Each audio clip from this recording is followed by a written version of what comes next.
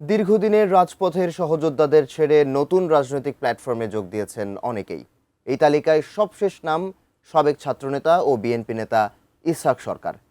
BNP ছেড়ে নতুন দলে যোগ দিয়েই শীর্ষ নেতাদের বিরুদ্ধে তুলেছেন অবজ্ঞা আর দুর্ব্যবহারের গুরুতর অভিযোগ। কেন এই দলবদল? বিস্তারিত জানাচ্ছেন ত্রিবেণী তনু।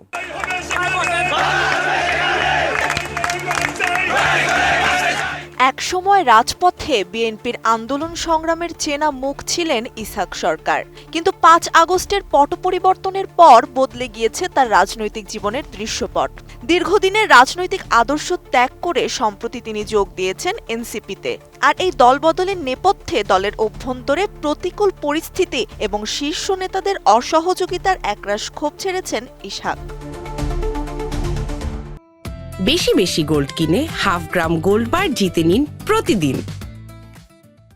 সম্প্রতি একটি জাতীয় দৈনিককে দেওয়া এক সাক্ষাৎকারে ইসহাক সরকার দাবি করেন, ৫ আগস্টের পর নিজ দলেরই কিছু লোক এবং নতুন করে দলে আসা অনুপ্রবেশকারীদের কারণে ইসহাক ও তার পরিবারের জীবন বিষিয়ে উঠেছিল। ৫ তারিখের পর আমার এবং আমার পরিবারের বেঁচে থাকাটাকে একেবারে তারা কষ্টের মধ্যে ফেলে দিয়েছে। এনসিপি এই নেতা আরও জানান, এসব অন্যায়ের বিচার চেয়ে তিনি দলের বিভিন্ন পর্যায়ে যোগাযোগের চেষ্টা করেছেন, কিন্তু ব্যর্থ হয়েছেন।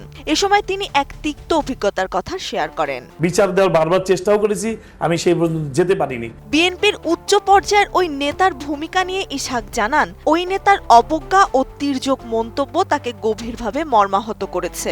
সেই সঙ্গে আন্দোলন সংগ্রামে ওই নেতার ভূমিকা নিয়েও কথা বলেন তিনি। উনি আমাকে অনেক জঘন্যতম আচরণ করে আমাকে তাড়িয়ে দিয়েছে। একসময় সক্রিয় এই নেতার এমন বিস্ফোরক অভিযোগের পর রাজনৈতিক মহলে শুরু হয়েছে নানা বিশ্লেষণ। দলের দুর্দিনের কর্মীদের মূল্যায়ন আর বর্তমান অভ্যন্তরীণ কোন্দলের বিষয়টি আবারও সামনে চলে এসেছে। ত্রিবেণী তনু, 8 নিউজ।